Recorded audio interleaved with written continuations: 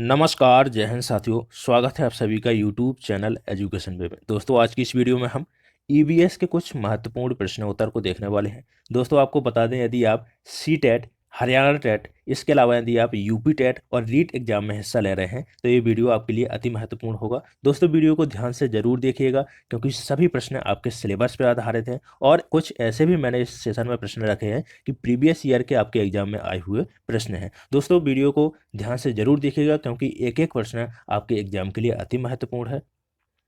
दोस्तों, आपको एक बात बता दें, यदि आप चैनल पर नए हैं तो हमारे चैनल का नाम एजुकेशन पे है। इस चैनल को सब्सक्राइब जरूर कर लीजिएगा और बेल आइकन को प्रेस कर दीजिएगा ताकि आपको समय से वीडियो मिल जाए।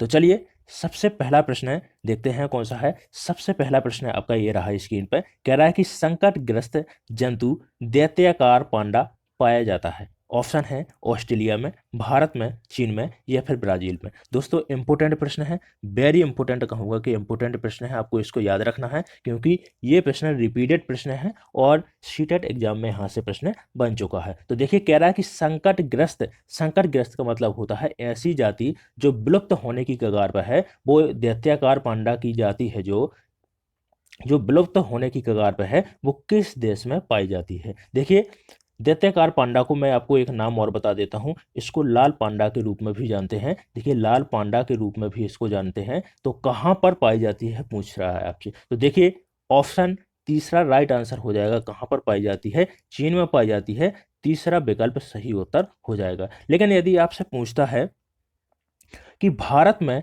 दैत्याकार पांडा या फिर लाल पांडा किस राज्य में पाया जाता है, तो देखिए, आपको सिक्किम राज्य को याद रखना है कि भारत में संकटग्रस्त जो ये दैत्याकार पांडा की या लाल पांडा की जाति है वो किस राज्य में पाई जाती है। तो आपको सिक्किम राज्य को याद रखना है। ठीक है, चलिए, इतने पॉइंट यहां से याद रखिएगा। चलिए, अब बढ़ते हैं अगले प्रश्न की ओर। दूसरा प्रश्न है, कह रहा है कि वर्ष 1992 के रियो शिखर सम्मेलन का एजेंडा 21 संबंधित है। ऑप्शन है संधारणीय विकास से, ऑप्शन दूसरा है प्रदूषक कीमत देगा का सिद्धांत से, ऑप्शन तीसरा है पर्यावरण शिक्षा से या फिर ऑप्शन चौथा है ओजोन परत के संरक्षण से। देखिए, हमसे कह रहा है कि जो 1992 के रियो शिखर सम्मेलन हुआ था उसका एजेंडा 21 किससे संबंधित है। और वेरी इंपॉर्टेंट प्रश्न है दोस्तों, वेरी इंपॉर्टेंट। ना जाने कितने बार यहाँ से आपके एग्जाम में प्रश्न बन चुका है। यूपी टेट का तो बिल्कुल फेवरेट क्वेश्चन है, रीट में भी यहाँ से प्रश्न बनता है, हरियाणा टीईटी में भी यहाँ से प्रश्न बन चुका है। कह रहा है कि वर्ष 1992 के रियो शिखर सम्मेलन का एजेंडा 21 किससे संबंधित है। बिल्कुल कमेंट कीजिएगा इसका सही आंसर क्या हो जाएगा। तो देखिए, पहला ऑप्शन राइट आंसर हो जाएगा। किससे संबंधित है? संधारणीय विकास से। देखिए, जिसको क्या बोलते हैं, सतत विकास, सतत विकास के रूप में भी जानते हैं। सतत विकास से या फिर संधारणीय विकास से संबंधित है। रियो 1992 में जो हुआ था सम्मेलन, इसके ब्राजील के शहर में हुआ था। इसको याद रखने हैं, कब हुआ था? 1992 में हुआ था। इसके बाद यदि आपसे पूछता है कि टोक्यो सम्मेलन, देखिए, तो टोक्यो सम्मेलन कब हुआ था, तो 1992 में हमें 5 जोड़ देना है। तो देखिए, जो रियो +5 के रूप में जानते हैं हम, जिसको रियो +5 के रूप में किसको जानते हैं, तो क्योटो प्रोटोकॉल के रूप में जानते हैं। किसको?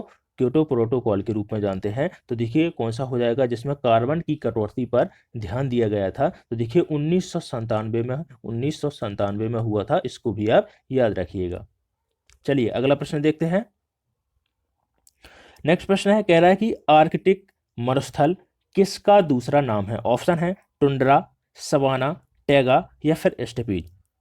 तो देखिए, आर्कटिक मरुस्थल की बात कर रहा है। तो देखिए, टुंड्रा जो क्षेत्र होता है उसको क्या बोलते हैं, उसका दूसरा नाम क्या होता है? आर्कटिक मरुस्थल होता है। तो देखिए, पहला ही ऑप्शन राइट आंसर हो जाएगा। इसके बाद देखिए, हमसे कह रहा है सवाना, सवाना घास के मैदान है, सवाना घास के मैदान। इसके अलावा एक नाम और आपको याद रखना है, बेल्ट्स। सवाना और बेल्ट्स दोनों कैसे शीतोष्ण घास के मैदान है, ये कहाँ पर पाए जाते हैं? तो अफ्रीका महाद्वीप में। अफ्रीका महाद्वीप में आपको याद रखना है कि अफ्रीका महाद्वीप में कौन कौन से घास के मैदान पाए जाते हैं। एक तो सवाना घास के मैदान और बेल्ट्स, दोनों घास के मैदान कहाँ पर पाए जाते हैं? अफ्रीका महाद्वीप में पाए जाते हैं। टैगा प्रदेश की बात करते हैं तो देखिए, जो साइबेरिया प्रदेश है, जो साइबेरिया, रूस का जो साइबेरिया प्रदेश है, जो ठंडा प्रदेश है, साइबेरिया। साइबेरिया जो रूस का ठंडा प्रदेश है उसको क्या बोलते हैं, टैगा प्रदेश के रूप में उसको जानते हैं। इसके बाद देखिए स्टेपीज की बात आती है, तो देखिए स्टेपीज भी आपका क्या है, घास का मैदान है। जो घास का मैदान है वो कहाँ का घास का मैदान है, स्टेपीज,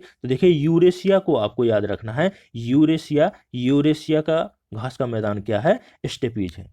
बिल्कुल देखिए समझ में आ गया होगा। चलिए बिल्कुल कंटेंट के साथ में हम पढ़ेंगे और एक एक शब्द को यहाँ पर क्लियर करते चलेंगे। देखिए मेरा उद्देश्य सिर्फ आपको क्या है कि यहाँ पर क्वेश्चन विकल्प देना भर नहीं है। जितने भी महत्वपूर्ण बिंदु यहाँ से आपके एग्जाम में बनेंगे वो सभी प्रश्न मैं आपको बताते चलूंगा। दोस्तों बिल्कुल उम्मीद है आपसे मुझको कि आप इस वीडियो को शेयर जरूर करेंगे अपने दोस्तों में। यदि आपको वीडियो अच्छा लगता है तो लाइक भी कर दीजिएगा, एक लाइक तो बनता है बिल्कुल। चलिए इसके बाद देखते हैं अगला प्रश्न।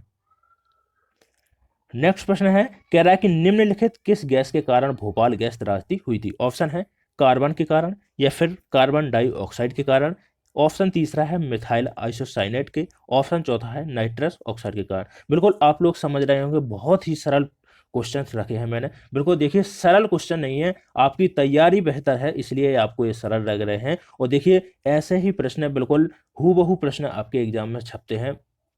आपको याद रखना है सरल नहीं है, कोई भी चीज सरल नहीं होती, आपकी तैयारी बेहतर है इसलिए आपको सभी प्रश्न सरल लग रहे हैं। बिल्कुल देखिए इसका सही उत्तर बताइएगा क्या होगा। कह रहा है कि किस गैस के कारण भोपाल गैस त्रासदी हुई थी। तो देखिए MIC को आपको याद रखना है, तो मिथाइल आइसोसाइनेट गैस है उसके कारण क्या हुआ था, भोपाल गैस त्रासदी हुई थी। आपको याद रखना है भोपाल गैस त्रासदी में लाखों लोग, सॉरी हजारों लोगों की यहाँ पर जान गई थी। याद रखना है आपको, आपसे पूछ सकता है कि ये घटना कब घटित हुई थी, तो देखिए 1984 में, 1984 में भोपाल मध्य प्रदेश के भोपाल शहर में 2 से 3 दिसंबर की रात थी। 2 से 3 दिसंबर की रात थी, आपको इसको याद रखना है। 1984 में 2 से 3 दिसंबर की रात को क्या हुई थी, भोपाल गैस एक रसायन फैक्ट्री थी, जो एक रसायन फैक्ट्री थी, उसमें क्या है मिथाइल आइसोसाइनेट MIC के नाम से, जिसको देखिए कहीं पर आपको MIC भी लिखा मिल जाएगा, कि मिथाइल आइसोसाइनेट गैस का रिसाव के कारण से हजारों लोगों की यहाँ पर जान चली गई थी। जो आज भी देखिए जो इस गैस से जो पीड़ित व्यक्ति है, आज भी उनकी संतान भी पीड़ित को, उनकी या तो आंख में है प्रॉब्लम है या कहीं पर उनका शरीर भी इसी तरह से पीड़ित हैं वो लोग। चलिए देखते हैं अगला प्रश्न है इसके बाद। बिल्कुल नेक्स्ट प्रश्न है, कह रहा है कि किस देश में क्रिसमस का त्यौहार गर्मियों में मनाया जाता है। ऑप्शन है जापान, भारत, ऑस्ट्रेलिया, या फिर अमेरिका। तो देखिए हमसे कह रहा है कि कौन सा देश है एक ऐसा जिसमें क्रिसमस का त्यौहार गर्मियों में मनाया जाता है। देखिए इंडिया की बात करते हैं, भारत की बात करते हैं, तो देखिए दिसंबर में क्या है, क्रिसमस का त्यौहार मनाया जाता है। लेकिन जो ऑस्ट्रेलिया है इन दोनों वहाँ पर क्या होती है, गर्मी होती है, और गर्मियों के दिनों में ही वहाँ पर क्या है, क्रिसमस का त्यौहार मनाया जाता है। वो क्या है, समय विपरीत होने की वजह से, वहाँ पर क्या है, ऑस्ट्रेलिया में गर्मियों के दिनों में क्रिसमस का त्यौहार मनाया जाता है। तो देखिए तीसरा ऑप्शन ऑस्ट्रेलिया राइट आंसर हो जाएगा। चलिए देखते हैं अगला प्रश्न। बिल्कुल देखिए इंपोर्टेंट प्रश्न है, इसको भी आप याद रखिएगा। कह रहा है कि गिर वन्य जीव अभयारण्य निम्न में से किस वन्य जीव का संरक्षण करता है। ऑप्शन है हाथी का, सांप का, गेंडा का, या फिर शेर का। तो देखिए गिर वन्य जीव अभयारण्य आपको याद रखना है, क्योंकि यहाँ से कुछ महत्वपूर्ण प्रश्न आपके एग्जाम में बनते हैं और बहुत ही ज़्यादा इंपॉर्टेंट है। बिल्कुल आपको इंपॉर्टेंट जितने प्रश्न मैं बताता जा रहा हूँ उसको आप याद रखिएगा, क्योंकि बिल्कुल ऐसे प्रश्न आपके एग्जाम में देखने को बिल्कुल निश्चित रूप से मिलेंगे। तो चलिए इसका कमेंट कीजिएगा सही उत्तर क्या होगा। तो देखिए गिर वन्य जीव अभयारण्य है वो किसका संरक्षण करता है, तो देखिए एशियाई शेरों का या फिर बब्बर शेरों का संरक्षण किस अभयारण्य में किया जाता है, तो वो गिर वन्य जीव अभयारण्य में किया जाता है। देखिए गिर राष्ट्रीय उद्यान के बारे में आपको एक बात मैं बता देता हूँ, इससे इंपॉर्टेंट फैक्ट बता देता हूँ, याद रखना है आपको, कि देखिए इसकी जो स्थापना है 1965 में इस अभयारण्य की स्थापना गुजरात के काठियावाड़ जिले में की गई थी। और देखिए आपसे पूछता है कि किस शेरों का संरक्षण करता है, तो देखिए बब्बर शेरों का संरक्षण किस अभयारण्य में किया जाता है, तो गिर वन्य जीव अभयारण्य में किया जाता है। देखिए यदि आपसे पूछता है कि हाथी का संरक्षण किस अभयारण्य में या किस राष्ट्रीय उद्यान में किया जाता है, तो देखिए कर्नाटक का कर्नाटक का बांदीपुर अभयारण्य, बांदीपुर अभयारण्य जो कर्नाटक का अभयारण्य है, कर्नाटक का बांदीपुर अभयारण्य हाथी के संरक्षण के लिए, हाथी का संरक्षण करता है, इसको आप याद रखिएगा। एक सींग वाले गैंडे की बात करते हैं तो देखिए जो असम का काजीरंगा राष्ट्रीय उद्यान है वो एक सींग के गैंडे का संरक्षण करता है, जो कहाँ पर पाया जाता है, असम में। चलिए अब देखते हैं नेक्स्ट प्रश्न। बिल्कुल देखिए ये भी महत्वपूर्ण प्रश्न है। कह रहा है कि आर्सेनिक द्वारा जल प्रदूषण सर्वाधिक होता है, कहाँ पर होता है, बिल्कुल देखिए कमेंट कीजिएगा इसका राइट आंसर क्या हो जाएगा। कह रहा है कि उत्तर प्रदेश में होता है, मध्य प्रदेश में होता है, बिहार में, या फिर देखिए पश्चिम बंगाल में। तो आर्सेनिक की बात कर रहा है कि आर्सेनिक के द्वारा जल प्रदूषण सर्वाधिक किस राज्य में होता है।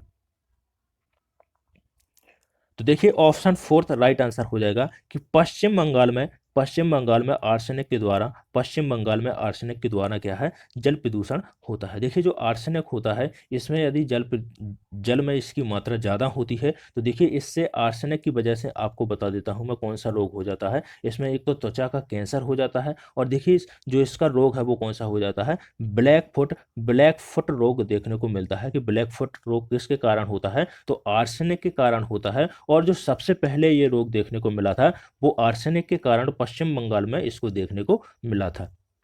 देखिए उत्तर प्रदेश में यदि आपसे पूछता है कि किन स्थानों पर आर्सेनिक की मात्रा ज़्यादा पाई जाती है, तो जो गंगा के तटीवर्ती क्षेत्र हैं जैसे बहराइच हो गया, लखीमपुर खीरी हो गया, बलिया हो गया, बरेली हो गया, इन क्षेत्रों में ज़्यादातर आपको क्या मिलेगा, जो आर्सेनिक की मात्रा है वो जल में देखने को मिल सकती है। देखिए जब भी कहीं पर हेडपंप लगाया जाता है तो हेडपंप से जो निकला हुआ पानी होता है उसमें क्या है, आर्सेनिक की मात्रा की जाँच की जाती है कि इसमें कुछ आर्सेनिक तो नहीं है। इसके कारण क्या होता है, बहुत सारे रोग शरीर में पैदा हो जाते हैं। जैसे देखिए ब्लैक फुट रोग है वो किसके कारण होता है, आर्सेनिक के कारण होता है, जो कहाँ पर सबसे पहले पश्चिम बंगाल में देखने को मिला था। इसको आपको याद रखना है। चलिए अगला प्रश्न देखते हैं। कह रहा है कि वन्य जीव सुरक्षा अधिनियम पारित किया गया था। बिल्कुल इंपॉर्टेंट प्रश्न है, इसको याद रखिएगा। तो वन्य जीव सुरक्षा अधिनियम कब पारित किया गया था, ऑप्शन है वर्ष 1960 में, वर्ष 1972 में, या फिर वर्ष 1962 में, ऑप्शन चौथा है वर्ष 1975 में। तो देखिए ऑप्शन दूसरा राइट आंसर हो जाएगा, वर्ष 1972 में वन्यजीव सुरक्षा अधिनियम पारित किया गया था। अब देखिए जो वन्यजीव सुरक्षा अधिनियम है इसको आपको याद रखना है कि यदि आपसे पूछ लेता है कि वन्यजीव सुरक्षा, वन्यजीव अभयारण्य या फिर वन्यजीव सुरक्षा सुरक्षा अधिनियम कब पारित किया गया था, तो 1972 में किया गया था। यदि आपसे पूछता है, देखिए 1973 की डेट आपको याद रखना है कि 1973 में क्या हुआ था। तो देखिए प्रोजेक्ट टाइगर आपको याद रखना है। प्रोजेक्ट टाइगर की शुरुआत कब हुई थी, 1973 से हुई थी। और यदि आपसे पूछ लेता है कि कहाँ से की गई थी, तो देखिए उत्तराखंड का जिम कॉर्बेट राष्ट्रीय उद्यान, जिम कॉर्बेट राष्ट्रीय उद्यान को आपको याद रखना है कि जो प्रोजेक्ट टाइगर की शुरुआत 1973 में की गई थी वो किस राष्ट्रीय उद्यान से की गई थी, तो प्रोजेक्ट टाइगर की शुरुआत 1973 ईस्वी में जिम कॉर्बेट राष्ट्रीय उद्यान से की गई थी। इतने पॉइंट यहां से आप याद रखिएगा। चलिए बढ़ते हैं अब अगले प्रश्न की ओर। नेक्स्ट प्रश्न है, कह रहा है कि किस देश के संविधान से मौलिक कर्तव्यों को लिया गया है। बिल्कुल वेरी इंपॉर्टेंट प्रश्न है, इसको आप याद रखिएगा क्योंकि यहाँ से प्रश्न आपके एग्जाम में बनता है। पॉलिटी से प्रश्न निश्चित रूप से यदि आपसे प्रश्न बनता है तो यहाँ से एक प्रश्न 100% बनेगा और इसको आप याद रखिएगा। कह रहा है कि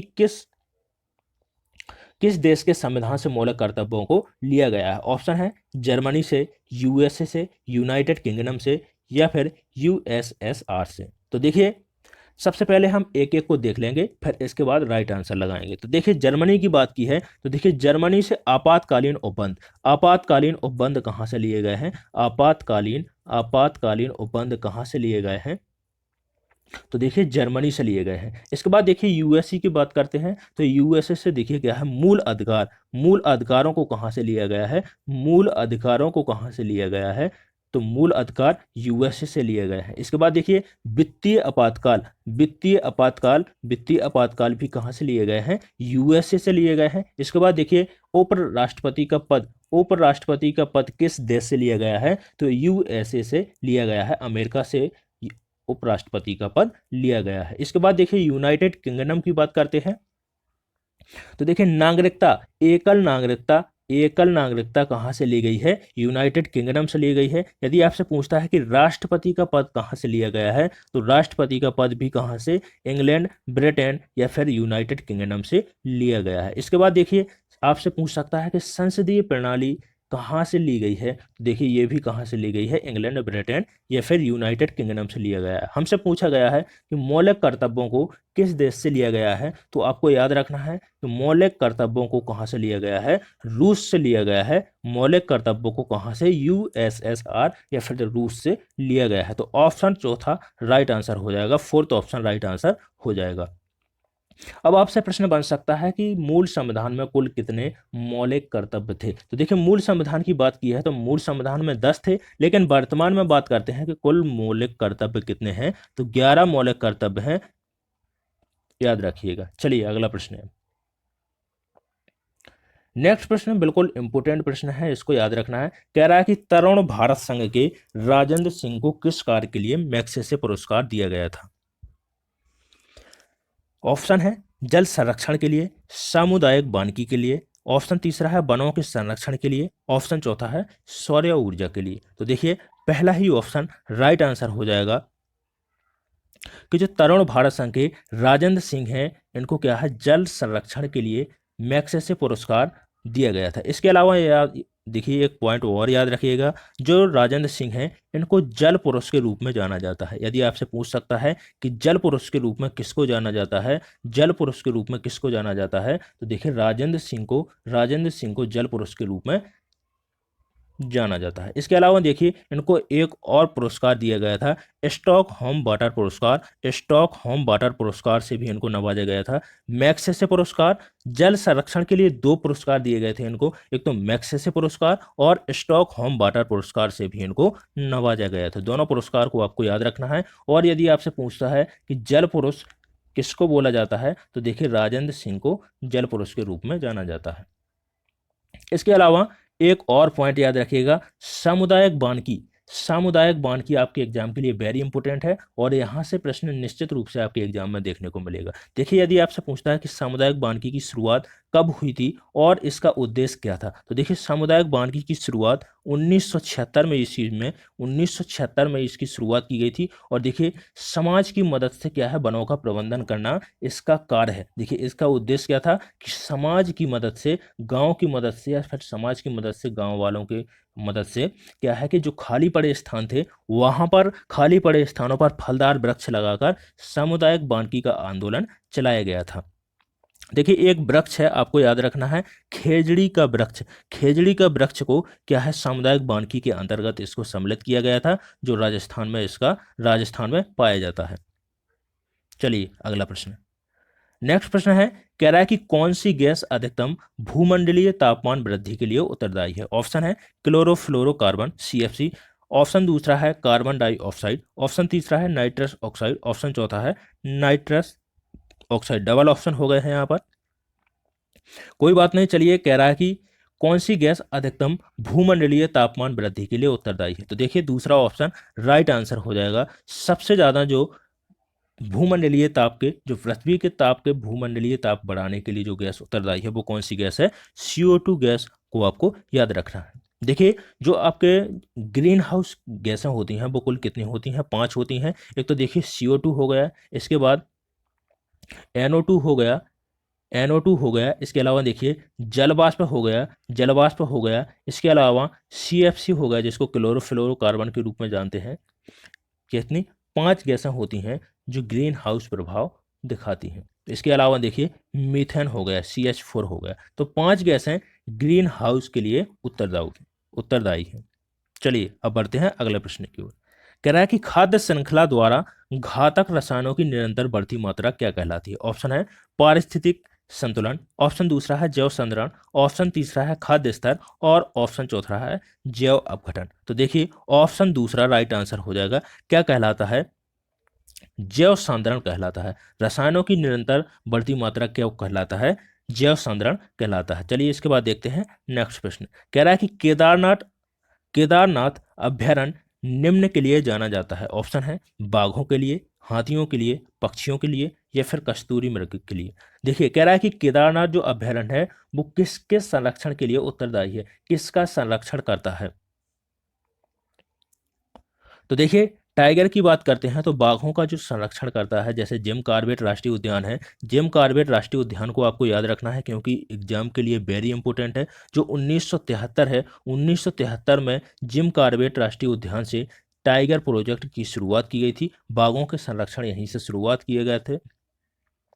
इसके अलावा यदि आपसे पूछता है कि हाथियों के संरक्षण के लिए कौन सा अभयारण्य या कौन सा उद्यान संरक्षण करता है, तो देखिए कर्नाटक का जो बांदीपुर राष्ट्रीय उद्यान है वो किसका, हाथियों का संरक्षण करता है। देखिए केदारनाथ अभयारण्य की बात करते हैं तो देखिए कस्तूरी मृग के लिए कस्तूरी मृग का संरक्षण करता है। तो ऑप्शन 4 राइट आंसर हो जाएगा। चलिए इसको याद रखिएगा। चलिए बढ़ते हैं अगले प्रश्न की ओर। नेक्स्ट प्रश्न है, कह रहा है कि एग मार्क का संबंध है। ऑप्शन है गुणवत्ता से, संसाधन से, पैकेजिंग से या फिर उत्पादन से। तो देखिए एग मार्क कह रहा है जो ऐसे पदार्थ जो पर्यावरण के प्रति मैत्रीपूर्ण होते हैं, ऐसे पदार्थ जो पर्यावरण को हानि नहीं पहुंचाते हैं, गवर्नमेंट के द्वारा उनको एक टैग दिया जाता है जिसको बोलते हैं एग मार्क। तो देखिए किसके लिए दिया जाता है, गुणवत्ता के लिए जो दिया जाता है, जो पर्यावरण को हानि नहीं पहुंचाते हैं ऐसे पदार्थों को। तो देखिए कौन सा ऑप्शन पहला राइट आंसर हो जाएगा। एग मार्क किसके लिए दिया जाता है, तो पदार्थों की क्या है, गुणवत्ता के लिए दिया जाता है। चलिए अगला प्रश्न देखते हैं। बिल्कुल इंपॉर्टेंट प्रश्न है, इसको भी याद रखिएगा, वेरी इंपॉर्टेंट, इसको आप याद रखिएगा। कह रहा है कि ग्रीन पीस इंटरनेशनल का मुख्यालय अवस्थित है। देखिए जो आपका सीटेट एग्जाम है इसके लिए कम से कम देखिए 10 से 15 दिन इसका पेपर आपका एग्जाम चलता है और 10 से 15 सेट इसके लिए बनाए जाते हैं। तो निश्चित रूप से आप देखना है यहाँ से प्रश्न 100%, एक दो प्रश्न तो 100% आपके एग्जाम में देखने को मिलेंगे। तो बिल्कुल इस वीडियो को ध्यान से जरूर देखिएगा और एक एक प्रश्न को आप अच्छे से समझते चलिएगा। देखिए कह रहा है कि ग्रीन पीस इंटरनेशनल का मुख्यालय कहाँ पर अवस्थित है। ऑप्शन है न्यूयॉर्क में, सिडनी में, एम्स्टर्डम में या फिर नागासाकी में। तो देखिए जो एम्स्टर्डम है राइट आंसर हो जाएगा। जो ग्रीन पीस इंटरनेशनल है इसका मुख्यालय कहाँ पर है, तो एम्स्टर्डम में है। लेकिन हमें यहाँ पर देखना है जो ग्रीन पीस है इसका उद्देश्य क्या है, ये कौन सी संस्था है, किस लिए बनाई गई है। देखिए जो ग्रीन पीस है इसके बारे में आपको बता देता हूं कि ग्रीन पीस की स्थापना 1971 ईस्वी में की गई थी। देखिए 1971 ईस्वी में कनाडा के वैंकूवर में की गई थी। कहां पर की गई थी, कनाडा के वैंकूवर में किसकी, ग्रीन पीस की स्थापना की गई थी। अब देखिए आपसे पूछ सकता है कि इसका कार्य क्या है। देखिए जो विलुप्त प्राय प्रजातियां होती हैं, जो जानवरों की जो विलुप्त प्राय जातियां होती हैं उनके क्या है, संरक्षण प्रदान करता है ग्रीन पीस। और जो पर्यावरण के दुरुपयोग को रोकने हेतु इस आंदोलन को चलाया गया था। जो पर्यावरण को दुरुपयोग ना कर सकें लोग इसका, इसलिए इस संस्था को बनाया गया था। और इसकी मुख्यालय की बात करते हैं तो देखिए मुख्यालय कहाँ पर है इसका, एम्स्टर्डम में है। यदि आपसे पूछता है कि इसकी स्थापना कब की गई थी, तो देखिए 1971 में की गई थी। और यदि इसका कार्य पूछता है आपसे तो देखिए पर्यावरण की रक्षा करना इसका काम है। ऐसे जानवर जो विलुप्त की कगार पर हैं उनकी क्या है, रक्षा करना। और लोगों को पर्यावरण के दुरुपयोग से रोकने हेतु इस संस्था का संचालन किया गया था। देखिए यदि आपसे पूछता है कि किस स्थान पर इसकी स्थापना की गई थी, तो देखिए कनाडा में की गई थी। इतने पॉइंट यहाँ से याद रखिएगा। चलिए अब देखते हैं अगला प्रश्न। बिल्कुल देखिए सभी प्रश्न हमने कंप्लीट कर लिए हैं दोस्तों। बिल्कुल वीडियो कैसा लगा है, सभी प्रश्न कैसे लगे हैं आपके एग्जाम के लिए, बहुत ही इंपॉर्टेंट प्रश्न मैंने रखे थे। बिल्कुल यदि आप सीटेट दे रहे हैं, देखिए हरियाणा टीईटी, बिल्कुल रीट एग्जाम में यदि हिस्सा ले रहे हैं, यूपी टेट में हिस्सा ले रहे हैं, या किसी भी शिक्षक एग्जाम में यदि हिस्सा ले रहे हैं और ईबीएस से संबंधित, तो वहाँ पर निश्चित रूप से आपके एग्जाम में 30 प्रश्न रखे जाएंगे जिसके लिए महत्वपूर्ण प्रश्न मैंने रखे थे। और एक एक प्रश्न आपके एग्जाम के लिए वेरी इंपॉर्टेंट था। दोस्तों आप चैनल पर नए हो तो एक बार फिर से मैं बोल देता हूं कि चैनल को सब्सक्राइब जरूर कर लीजिएगा और वीडियो को अपने दोस्तों में शेयर कर दीजिएगा। यदि वीडियो अच्छा लगा हो तो प्लीज़ वीडियो को लाइक ज़रूर करके जाइएगा। इसके बाद चलिए मिलते हैं अगले वीडियो में कुछ महत्वपूर्ण प्रश्नों के साथ में। तब तक के लिए धन्यवाद।